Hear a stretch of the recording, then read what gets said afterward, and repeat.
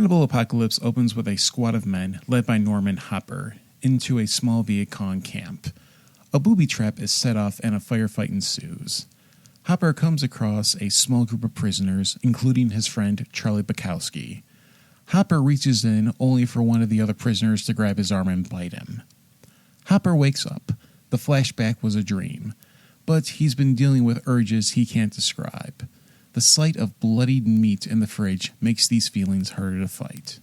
Something about that bite has stuck with Hopper all these years. Now it's gotten much worse. Adding to that stress is the news that Bukowski is being freed from the medical center, observing him since his return from Vietnam. Yet, shortly after being released, he bites another person in a movie theater, setting off a chain of events that reunite Hopper with Bukowski. Soon, more people are being bitten, spreading this hunger for human flesh. It comes to a point where Hopper surrenders to the cannibalistic urges, joining Bukowski and others. Soon, the heavy artillery is brought in to stop them, but is it too late to stop the spread of the cannibal urges? While being on the Nasties list for decades, the film was certified in 2005. The only edits were 2 seconds due to animal cruelty. From what I could surmise, the animal cruelty was in the opening sequence where a dog was used as a booby trap. Other than that, everything else was okay to the British censors. The biting, the eye gouging, the shootings, the cutting off limbs, the flesh eating. The British censors were probably thinking, "Oh, that's jolly good fun, lads. Just don't hurt any more woof-woofs, okay?" For the film, John Saxon was a huge get for the cast. Aside from his turn in Enter the Dragon, Saxon was a fixture in Italian genre films. He worked under Mario Bava in The Girl Who Knew Too Much. He starred in a wealth of Polizio Tesci films alongside Stuart Whitman, Maurizio Merli, and Tomas Milan. He signed on to Cannibal Apocalypse because the concept intrigued him. He was enamored with the idea that there was something in war and violence that could drive people to cannibalism. However, when he worked on the film and saw the degree of violence, he was taken aback by it, so much so that he asked director Antonio Magherti to take a break from the production. In that time, he noticed the films that were popular around the world, Cannibal Holocaust being one of those films. He was shocked to see that these films were being made and that there was a demand, an audience for these films.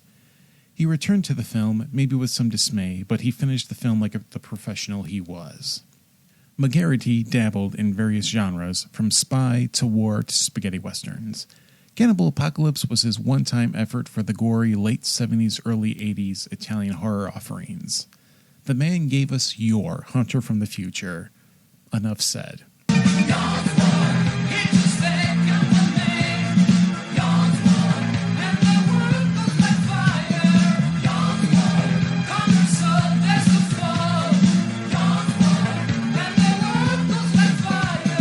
Dardando Sacchetti wrote the script, further showing his ability to take a basic concept as cannibalism and adding dimension to it.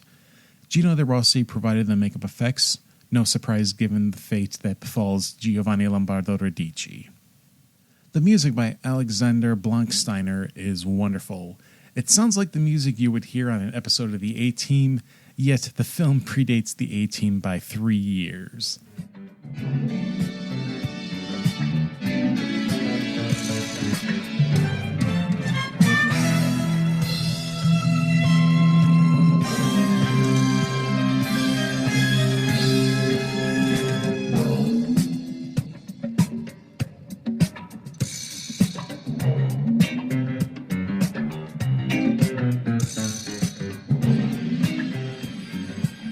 Saxon sells the internal strife. You believe he wants to overcome these urges. When he gives in, he lacks that means for the audience to sympathize, and he becomes a murderer, a hopeless cause, which gives the film a surprising pathos. He elevates the film, giving it more depth than it probably deserves. Giovanni Lombardo Radici, using his pseudonym John Morgan, hams it up as Bukowski. Here, he shows a lot more charisma and personality than he did as Bob in City of the Living Dead. He also gets the best kill in the film with a shotgun blowing a hole right through him. Tony King from Bucktown plays one of the prisoners with Bukowski. Cannibal Apocalypse, despite the gory details, is a well-made horror thriller. Saxon and Radici are putting in some above-average performances for the genre. Blanksteiner's music keeps up the pace. Sacchetti gives a new angle to the cannibal film. The violence will make you uneasy, but this is still a strong effort that rises above the video nasty offerings.